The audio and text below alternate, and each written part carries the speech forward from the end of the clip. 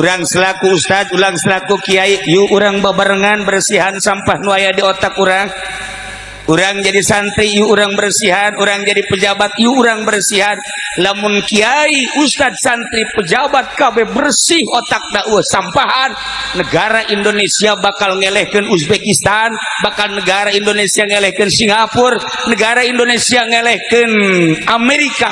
Indonesia mah kaya raya di palingan bae ge kuari kaya kene kok mau di palingan. Mantak aya kula di jero hate cita-cita yang jadi presiden aya setik. Tapi wakilna WH. Lamun lain WH embung kula mah. Misalna cenah ieu mah wakilna Rusdi bae. Hayang aing. Hayang geus hoja daek na aing mah. Cenah Haji Masure bae leuwih hayang. Cenah ieu mah Haji Bahri bae wah berkat BKB. Bung, ini mah WH daek, mun WH jadi wakil masalah. Oh, jangan begitu cenah cek WH saya aja jadi presiden. Oh, tidak. Sebab pinteran aingnya natuh. Nanti dikembangkan doang. Nah, ya para jamaah kaum muslimin wal muslimat rahimakumullah. Kangjeng Nabi lahir di Mekah, diutus di Mekah. Satu acan diberangkatkan hijrah ke Madinah, Kanjeng Nabi diisrokeun sareng dimi'rajkeun. Kanjeng Nabi Isra Mi'raj teh ayatna geus jelas dibaca tadi, subhanalladzi asra bi 'abdihi lailan minal masjidil haram ilal masjidil aqsa. Budak letik maca, pertengahan maca, kolot maca. Memang bagus dibaca, urang hartikeun. Tetapi nusa benerna Kanjeng Nabi diisrokeun teh ieu otakna geus eueuh sampahan, eueuh limbahan, hatena bening murni bersih. Lamun Kanjeng Nabi diisrokeun minal masjidil haram ilal masjidil aqsa, ku bersihna luar biasa, ku herangna ceples eueuhna naonan Kanjeng Nabi hiji we di jero qalbuna Allah, di jero otakna Allah, eueuh limbahan, eueuh sampahan. Hiber Kanjeng Nabi di luar alam nu ieu asup nyulusup ka alam cahaya Kanjeng Nabi. Bahkan ngaleuwihan batan alam cahaya. Moal kaharti ku adat akal anu teu terbuka Yahudi, Nasrani, kafir-kafir tetepieun. Iyalah Kanjeng Nabi ku murnina, ku bersina, eueuh limbahan, eueuh sampahan, kolbu jeung otakna. Kanjeng Nabi kaluar ti alam ieu. Lamun Kanjeng Nabi kaluar ti alam ieu, urang sebagai umatna apakah bisa? Atuh bisa. Bisa urang ge sarua kaluar ti alam nu ieu.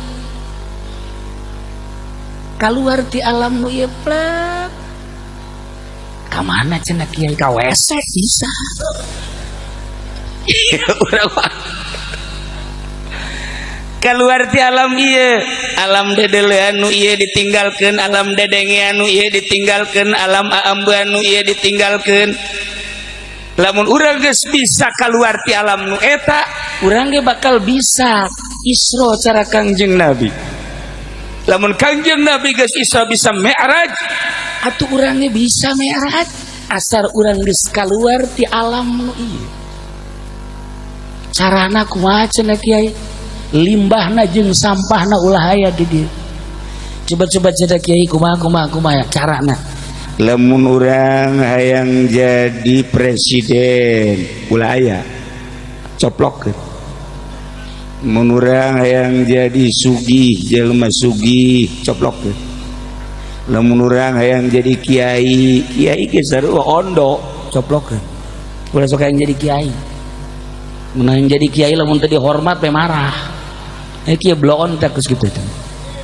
Coplokkeun kahayang urang. Mun hayang kanu geulis ulah cenah nu jore be leuwih parah ulah ulah hayangna hiji be Allah. Atuh lamun ka Allah doang mah hese sote cak anu teu mondok. nu mantak nu sakola mah jauh ka Allah lantaran asal dibere be Allah doang hese. Tapi lamun nu masantren geus bararisa ka Allah doang ya. Buktina nu malah santren mah tadi caki pudoli ge nu pinter nu sugi sakola asal ideot we mondok. Mantep eta kos gitu teh. Geus eta teh geus tanpa modal lo baca di pondok pesantren. Waalaikumsalam. Kemana ya kula mah cenah kiai neuk mondok ku bah kiai bae. Abah aya kene, emak aya kene. Aju, ieu mah kumaha kiai bae, cenah ieu mah deuk dahar deuk henteu kumaha kiai bae. Ya bagus si budak ge. Sakedeung deui ku aya dikubur sia ye.